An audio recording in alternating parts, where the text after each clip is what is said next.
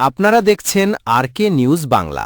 ফরিদপুর ৪ আসনের আলগীর ও হামিরদী ইউনিয়নের বাসিন্দারা প্রতিবাদ জানাচ্ছেন এই দুটি ইউনিয়নকে ফরিদপুর ৪ আসন থেকে বিচ্ছিন্ন করে নগরকান্দা সালথা ও ফরিদপুর ২ আসনে অন্তর্ভুক্ত করার বিরুদ্ধে। তারা ভাঙা কেএম কলেজের সামনে মানববন্ধন করেছেন।